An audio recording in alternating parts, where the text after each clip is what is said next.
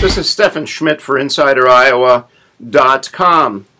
We're here in our National Caucus 2012 and Presidential Election 2012 headquarters. We've just been remodeling, installing the gigantic American flag, and we're very excited about the electoral season.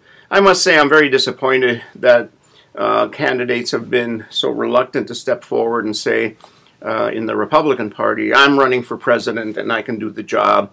I mean, Herman Cain, former CEO of Godfather's Pizza, is the only guy who's had the temerity or cojones to do that. Herman Cain has less than 1% of the vote in the latest polls, so I don't think he is probably going to be that viable. You've got a bunch of other people running around doing exploratories and trying to figure out if they want to run for president, and in essence sort of sucking air out of the atmosphere and annoying all of us.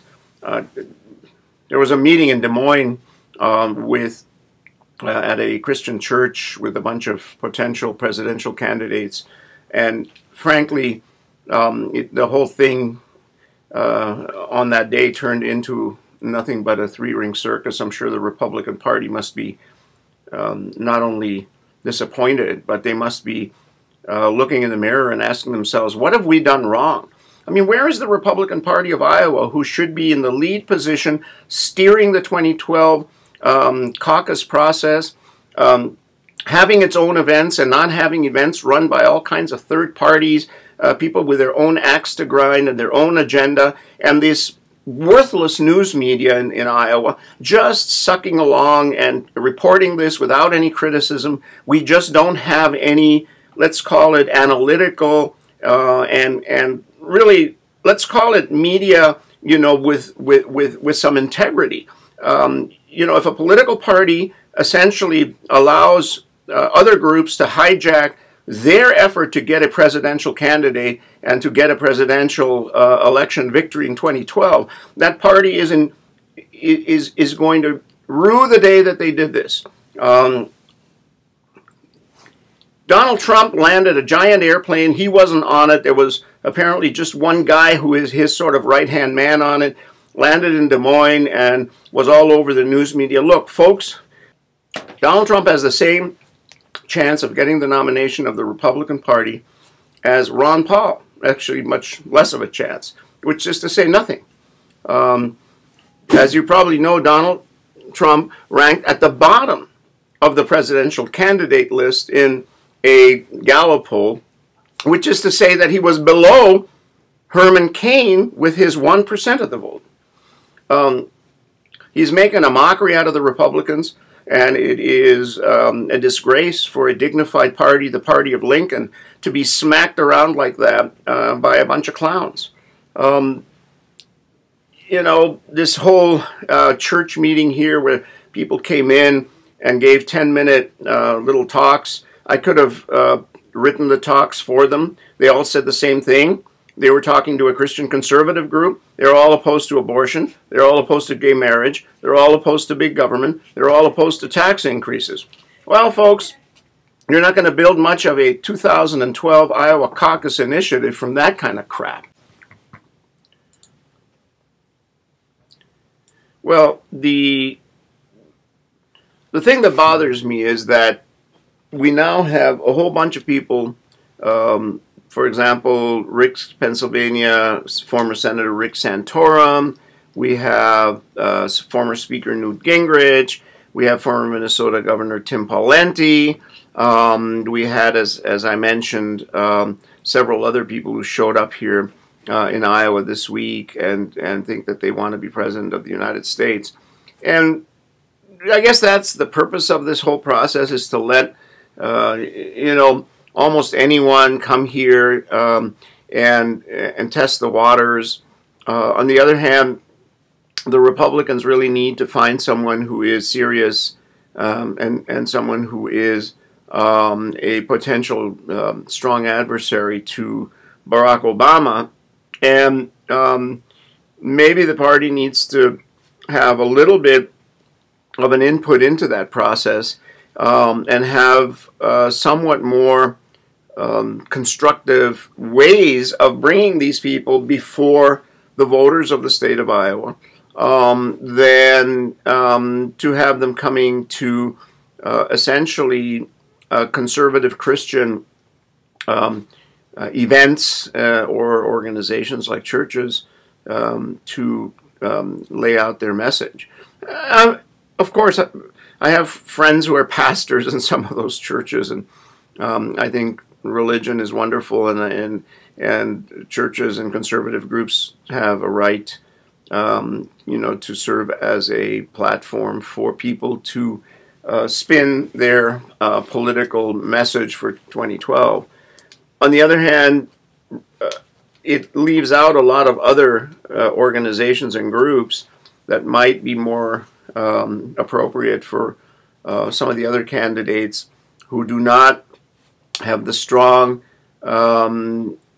conservative, very conservative positions on some of the social issues, and want to talk a little bit more about the economy and things like that.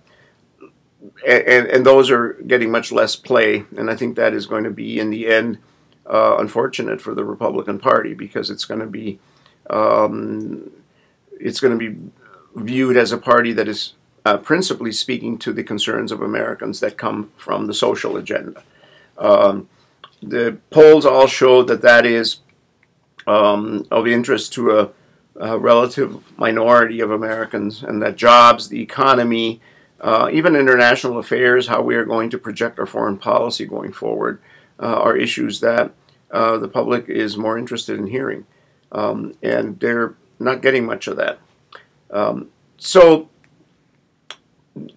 I think that very soon some of the additional heavy hitters that are out there that have not made a decision yet, and I'm talking about Sarah Palin on the one hand, I'm talking about former Governor Huckabee, I'm talking about Mitt Romney. They need to probably get on platforms and on the bandwagon here pretty soon. And I would suggest to them that they not participate in the mostly social conservative platforms that have been offered to candidates. And I would also recommend to my good friends and in some cases former students in the Iowa Republican Party that they create other forums and create them lickety-split, not wait until the summer and the straw poll, not wait until the late summer and the debates in Ames and several other places, but that they begin to offer forums in other venues now, so that the discussion about who is qualified for president is a little bit more complicated and doesn't give as much advantage to what are clearly the social conservatives. I would also say to Donald Trump, you're a colorful guy. You know, you've made a lot of money, and you can fly a big airplane in and burn up a whole lot of fuel with just one guy on the plane to come and rob some attention away from the other candidates here in Iowa. But Mr. Trump, would you like Barack Obama to say he's going to take over the Trump casino and building empire, and basically that he can do a better job with that than you?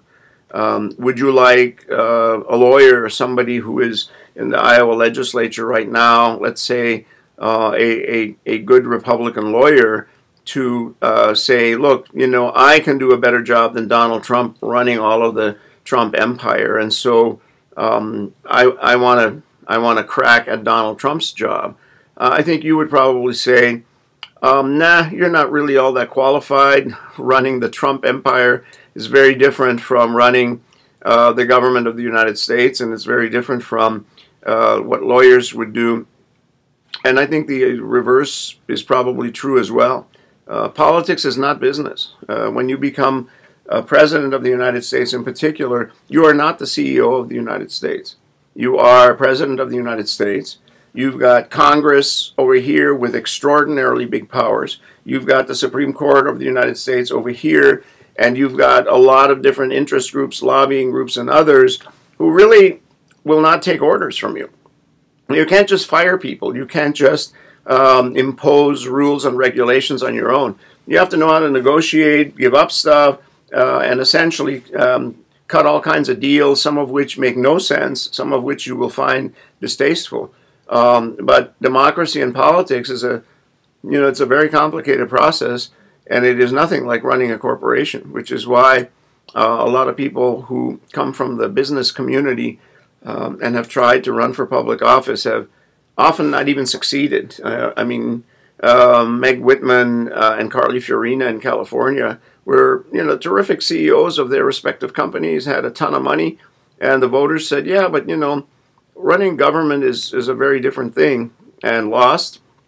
And John Corzine in New Jersey, his public opinion poll ratings at the end of his governorship were absolutely terrible.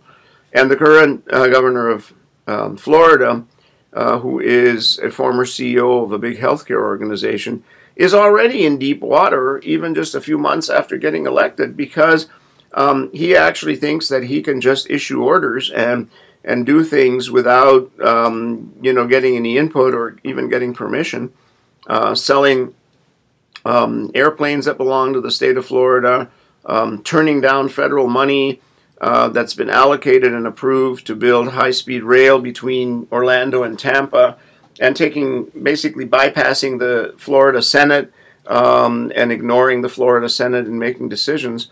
That's already created a real roil in his own party, which is the Republican Party. So there is no such thing really as on-the-job training for politicians. You can't become president and then learn how to be a politician. You have to work your way up. It's an apprenticeship, and the best ones are the ones who have had all kinds of other positions, many of them in the public sector, and worked their way up. Tell me how many presidents of the United States have not had any political experience and have just simply become president right out of corporate America. No, I mean it. You tell me how many. Go do a little Google search and do a little research on it. This is Steffen Schmidt for InsiderIowa.com.